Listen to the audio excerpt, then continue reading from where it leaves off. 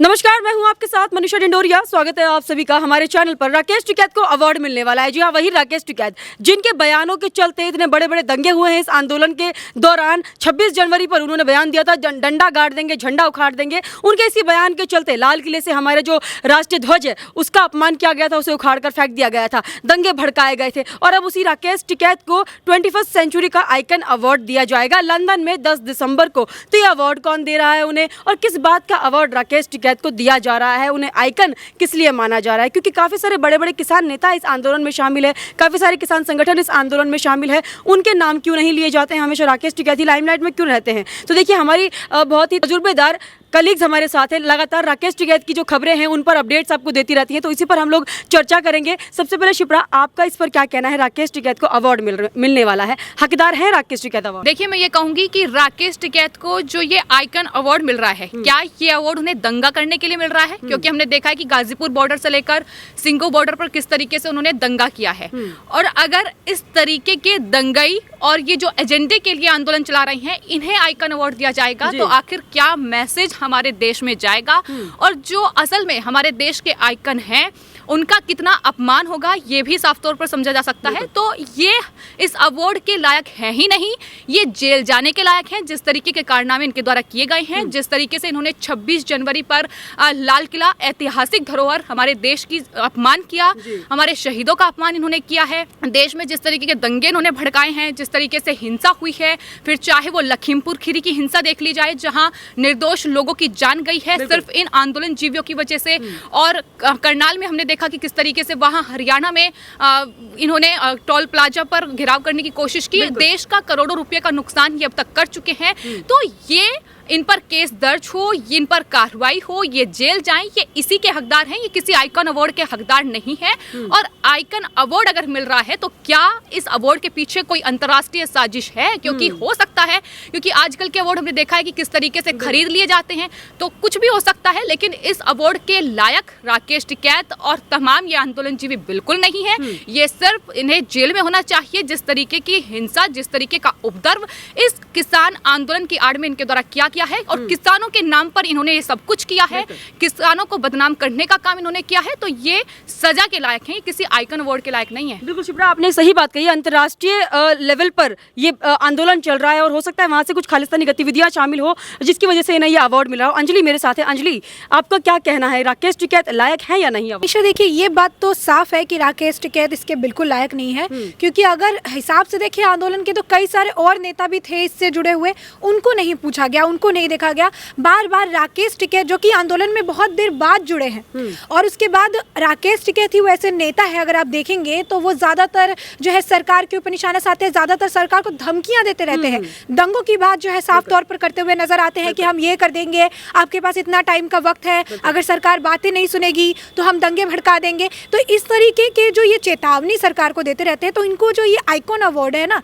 ये इसीलिए दिया जा रहा है क्योंकि ये सरकार को धमकाते हैं। और जो लोग दे रहे हैं वो भी जो है इस, आप कह सकते हैं, जो किसान आंदोलन कह रहे हैं कि इतने लंबे समय तक चल पाया है, इसका अवार्ड दे रहे हैं। तो इतने लंबे समय तक चलने के लिए फंडिंग की गई है प्रॉपर। तो ये वो लोग हैं जो कहीं ना कहीं इस किसान आंदोलन के लिए फंडिंग भी कर रहे थे। और यही कारण है कि आज के वक्त में जब ये किसान आंदोलन खत्म होने की कगार पे है, जब ये देख रहे हैं कि तीनों कृषि कानून वापस ले लिया जा रहा है, तो अब इनको लग रहा है कि अब कैसे राकेश टिकैत को हम लाइमलाइट में रख सकते हैं, अब कैसे हम क्या सारी चीजें करें। राकेश टिकैत की जो बौखलाहट है वो तो साफ तौर पर देखने के लिए मिल रही है। महिला पत्रकार से भिड़ जाते हैं, अब शब्द कहने लगते हैं। अब ऐसे में अब इनको लाइमलाइट में लाने के लिए ये खालिस्तानी संगठन जो है अब इन्हें आइकॉन का अवार्ड दे रहे हैं। तो पहले तो जो संगठन इन्हें ये अवार्ड से नवाजना चाहते हैं, मैं तो उनसे पूछना चाहूंगी कि आइकॉन, जो आइकॉन शब्द है, इसका मतलब क्या होता है? इस आइकॉन शब्द से वो क्या समझते हैं कि एक, आप इसको किसान नेता नहीं, इन्हें आप कह सकते हैं कि किसान के नाम पे ये अपनी राजनीति रोटी सेक रहे हैं और ये गुंडागर्दी कर नजर आते हैं, ये जो है धमकी देते नजर आते हैं, ये महिलाओं का सम्मान करना नहीं जानते। किस तरह के किसान है ये बहुत जो मेन मुद्दे रहेंगे उस पर चुप रहते हैं। सिर्फ जब धमकाने की बारी आएगी बॉर्डर पे हम आ जाएंगे, दिल्ली हम कूच करेंगे, ये सारी बातें। तो ये जो आइकॉन का ये जो टर्म यूज़ किया जा रहा है, पहले तो ये टर्म ही गलत है, ठीक है। और ये जो संगठन इस टर्म को यूज़ करके इन्हें अवार्ड देना चाह रही है, तो उनसे भी सवाल पूछना होगा कि अवार्ड किस बात का दिया जा रहा है। सरकार को धमकाने की अवार्ड दी जा रही है, जिस तरीके से फंडिंग हुई है, राकेश टिकैत ने फंडिंग के हिसाब से काम किया, उसका अवार्ड दिया जा रहा है, या फिर राकेश टिकैत जो है वो इनके कहने पर जैसा वो चाहते थे आंदोलन को वो मोड़, वो रूपरेखा देते नजर आए, इस बात का अवार्ड दिया जा रहा है। तो पहले तो उन संगठन से पूछना चाहिए कि आइकॉन अवार्ड किस खुशी में राकेश टिकैत को दे रहा है, क्योंकि राकेश टिकैत के जो कारनामे हैं जो अब तक उन्होंने किए हैं, उन्हें तो अवार्ड तो नहीं मिलना चाहिए, बट वो जेल जाने के पूरी तरीके से हकदार है। और वो वक्त दूर नहीं जब उनके कारनामों की जब गिनती की जाएगी तो वो जल्द ही जो है उन्हें सलाखों के पीछे देखने के लिए मिलेंगे। बहुत सही बात आपने कही है। देखिए, भारत को दर्शाने के लिए हमारे बहुत बड़े बड़े कलाकार रहे हैं हमारे देश के, जिनको आइकन अवार्ड दिया जाता है, चाहे वो संगीतकार हो, चाहे वो बड़े बड़े एक्टर हो, तमाम अभिनेताओं को भी दिया गया है ये आइकन अवार्ड। तो शिप्रा, मैं आपसे एक और सवाल करना चाहूँगी इसमें। अब भारत को दर्शा रहे हैं क्या वो राकेश टिकैत, क्योंकि वो एक आइकन बन के जाएंगे भारत की ओर से, और हमारे भारत में हमारे प्रधानमंत्री हैं जो बाहर देश जाते हैं तो हमारे भारत की जो धर्म है उसको दर्शाते हैं, हमारे रीति रिवाज को दर्शाते हैं। राकेश टिकैत ने कौन सा धर्म, कौन सा रीति रिवाज और कौन सा हमारा राष्ट्र को प्राउड फील कराया है जो उन्हें ये आइकन का अवार्ड दिया जा रहा है? देखिए, आपने बिल्कुल सही कहा कि एक तरफ प्रधानमंत्री हैं जो इस कोशिश में हैं कि तमाम दुनिया के जो तमाम बड़े देश हैं उनके साथ रिश्ते बेहतर किए जाए, जो शायद यूपीए की सरकार में नहीं हो पाए। तो प्रधानमंत्री की कोशिश यही रहती है कि दुनिया के तमाम देशों में जाकर वहाँ अपने चाहे रक्षा क्षेत्र हो, चाहे आर्थिक कुछ मदद हो, वो तमाम चीज़ें बेहतर की जाएं। लेकिन वहीं दूसरी तरफ ये एजेंडाधारी लोग हैं जो सरकार को बदनाम करने के लिए, देश को बदनाम करने के लिए इस तरीके से खालिस्तानियों के साथ मिलकर ये एजेंडा देश में चला रहे हैं ताकि किसी तरीके से सरकार को नीचा दिखाया जाए। इन्होंने साफ तौर पर ये कहा है कि बार बार कि ये बीजेपी का विरोध कर रहे हैं। इन्होंने ये नहीं कहा कि हम किसानों का समर्थन कर रहे हैं, हम किसानों के साथ हैं, हम किसानों की मांगों को आगे रख रहे हैं। अगर ये किसान महापंचायत करते हैं तो उसमें ये जाकर ये नहीं कहते कि सरकार किसानों की ये मांग माने, ये कहते हैं कि हम बीजेपी का विरोध कर रहे हैं। तो साफ तौर पर ये राजनीतिक आंदोलन है। और जिस तरीके से खालिस्तानी भिंडरवाला की तस्वीरें हमने इस सिंघू बॉर्डर पर देखी है, उनकी टी शर्ट पहने हमने तमाम ये आंदोलन जीवित देखे हैं, तो उससे तो साफ है कि जिस तरीके से खालिस्तानियों का गुणगान इस पूरे आंदोलन में हुआ है, तो ये अंतर्राष्ट्रीय एजेंडा ही है जो इस पूरे आंदोलन को चला रहा है। और ये किसान आंदोलन है नहीं, ये पूरा फर्जी आंदोलन है, ये राजनीतिक आंदोलन है। ये बार बार सामने आया है जिस तरीके से तमाम विपक्षी पार्टियों ने अपनी सियासी रोटियां इसमें सेकी हैं, इसे फंडिंग की गई है। और खुद इस आंदोलन का हिस्सा रहे भानु प्रताप सिंह बार बार ये कह रहे हैं, क्योंकि वो इस आंदोलन का हिस्सा रहे हैं, वो जानते हैं कि आखिर ये आंदोलन किस तरीके से चलाया जा रहा है। तो उनकी तरफ से कहा क्या है कि कांग्रेस फंडिंग कर रही है, जो वहाँ शराब बांटी जा रही है, जो वहाँ काजू बादाम किशमिश वो खा रहे हैं, वो कांग्रेस की फंडिंग है, वो खालिस्तानियों की फंडिंग है, वो कनाडा से पैसे आ रहे हैं। और किस तरीके से कनाडा के जो प्रधानमंत्री हैं उनका समर्थन भी इस आंदोलन में हुआ था। ये तमाम चीजें बताती हैं कि ये अंतर्राष्ट्रीय पूरा एजेंडा है जो भारत के खिलाफ चल रहा है और जिसमें भारत के कुछ लोगों को चुना गया है जो सरकार को बदनाम करने का काम कर रहे हैं। तो एक तरफ प्रधानमंत्री हैं जो अपने देश को किस तरीके से दुनिया में एक पहचान दिला पाए, उसकी पहचान और बेहतर बना पाए, उस कोशिश में है। तो दूसरी तरफ ये लोग हैं जो सिर्फ और सिर्फ बदनाम करने में जुटे हुए हैं। तो ये देखिए, बिल्कुल सही बात आपने कही। भिंडरावाले की टी शर्ट इन लोगों ने पहनी थी, शर्जिल इमाम को बाहर निकालने की इन लोगों की मांगे थी, सीए के दंगे के दौरान जो हुआ था उन लोगों का इन लोगों ने समर्थन भी किया था उस सब चीज़ों का। तो क्या ये अवार्ड जो है वो हमारे देश का जो झंडा था, तिरंगा झंडा, उसका अपमान करने के लिए है? क्या ये एक दलित सिख की हत्या करने के लिए है? क्या ये एक महिला का बलात्कार करने के लिए है? क्योंकि उन सब चीज़ों पर राकेश टिकैत ने कभी आवाज़ नहीं उठाई। देखिए, साफ तौर पर एक तो चीज़ जो निकल कर सामने आई कि ये कि राकेश टिकैत जो है वो गीदड़ भक्ति जो है ज़्यादा करते हैं, वो जो मेन मुद्दे रहते हैं उन पर बात नहीं करते हैं। दलित का बात हुआ, बलात्कार वाला बात हुआ, उन पर अगर आप बोलेगा तो वो भड़कते नजर आते हैं, साइड करते हुए नजर आते हैं।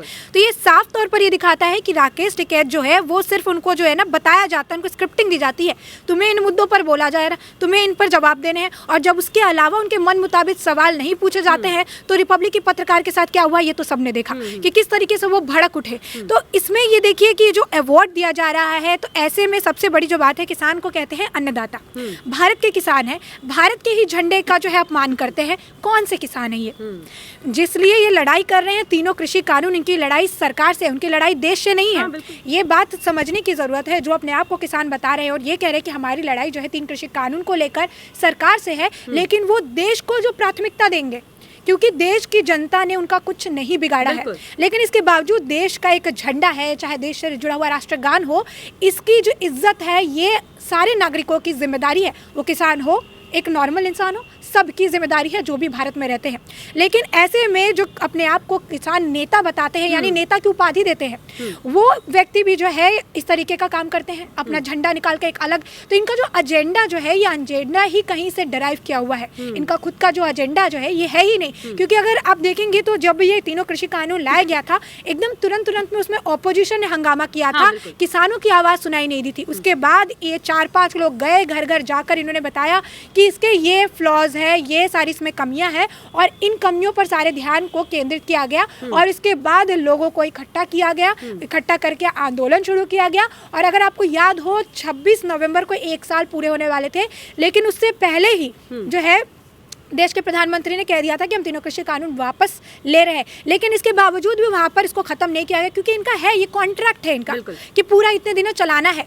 क्योंकि जब वो बात उन्हें जो चाहिए थी, देश के प्रधानमंत्री ने कह दिया कि होगा, हो भी रहा है, उसके बावजूद ये अगर इसको कंटिन्यू करते हैं तो इनकी कॉन्ट्रैक्ट है कि 1 साल 1.5 साल इसे खींचना है। मुद्दे उठाओ, मुद्दे लेकर आओ, MSP ले आओ, मुआवजा ले आओ, FIR जो जितना दर्ज हुआ है उसे वापस लेने की मांग करो।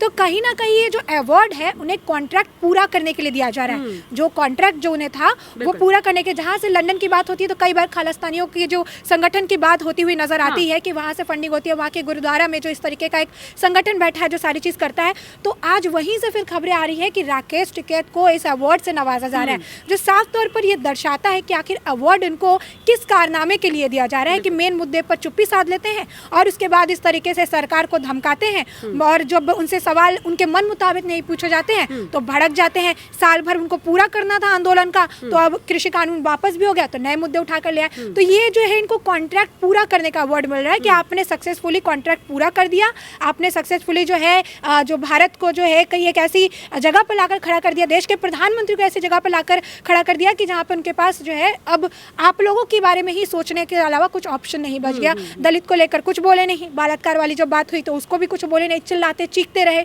सिर्फ अपनी बात कहते नजर आए और सरकार के ऊपर सब चीज़ कहते नजर आए। बिल्कुल बिल्कुल अंजलि, एक जिक्र आपने किया, बहुत बड़ा सवाल यहाँ पर उठता है शिप्रा, मैं आपसे करना चाहूँगी। एजेंडा इन्होंने बताया कि बहुत एजेंडा इन लोगों ने चलाया था अपना, अभी क्या एजेंडा पूरा हो गया? क्योंकि पैसा तो मिल रहा है बाहर से, और इनका जो फेमस होने का एक सपना रहा होगा, क्योंकि जीते तो थे नहीं, ये 2 चुनाव लड़ चुके हैं, हार गए थे, तो अभी एक आइकन बन रहे हैं, चेहरा बन रहे हैं बहुत ज़्यादा किसानों के लिए। ये तो एजेंडा पूरा हो गया क्या? क्योंकि अब अवार्ड भी मिल रहा है। देखिए मनीषा, एजेंडा पूरा नहीं हुआ है, आंदोलन खत्म नहीं कर रहे हैं। 2024 लोकसभा चुनाव हमें याद रखना होगा कि उसके लिए ही ये आंदोलन को जारी रखना है, और उसके लिए ही जैसे अंजलि ने कहा कि तमाम चीज़ें, तमाम मुद्दे निकाले जा रहे हैं। MSP पर कानून चाहिए, MSP पर गारंटी चाहिए, मुआवजा चाहिए मृतक किसानों के लिए। कौन से वो मृतक किसान हैं? आज तक उनका जिक्र नहीं किया गया, लेकिन आज जब कृषि कानून रद्द हो चुके हैं तो अब वो लिस्ट सामने आ गई है। अब तक कहाँ सोए हुए थे? 1 साल इस आंदोलन को हो चुका है, अब तक कहाँ थी वो लिस्ट? अब तक कहाँ थे ये लोग? और आज जो कांग्रेस पार्टी जाकर उन्हें श्रद्धांजलि दे रही है, अब तक कहाँ थी वो कांग्रेस पार्टी? कहाँ, क्यों श्रद्धांजलि अब तक नहीं दी गई थी? तो 1 साल में इतनी जानें अगर गई हैं तो आखिर क्यों इनके चेहरे पर कभी नहीं दिखाई दिया कि इतने लोगों ने इस आंदोलन में अपनी जान गंवाई है? इनका पूरा ये राजनीतिक एजेंडा है जो चला रहे हैं, अब वो लिस्ट सामने रख दी है। और इसके अलावा ये कह रहे हैं कि जो लखीमपुर खीरी में घटना हुई वो पीड़ितों को मुआवजा मिलना चाहिए। तो तमाम चीजें अब निकाली जा रही हैं किस तरीके से 2024 लोकसभा चुनाव तक इस पूरे आंदोलन को चलाया जाए। और उसमें एक और महत्वपूर्ण चुनाव है, वो है पंजाब और उत्तर प्रदेश का विधानसभा चुनाव, जिसको लेकर ये तमाम चीज़ें आंदोलन को जारी रखने की जो तैयारी है वो चल रही है। और जैसा कि हमने देखा, पहले भी कांग्रेस पार्टी इस आंदोलन को समर्थन कर रही थी, और अब जब दूसरी मांगे रखती गई हैं तब भी वो समर्थन कर रही हैं, क्योंकि पंजाब में चुनाव है। अगर पंजाब में कांग्रेस पार्टी हार गई तो फिर बेदखल है, उन्हें भी पता है ये चीज़ें। तो इसलिए पूरा आंदोलन किस तरीके से जारी रखा जाए उसको लेकर ये पूरा प्रेस कॉन्फ्रेंस हो रही है। राहुल गांधी कह रहे हैं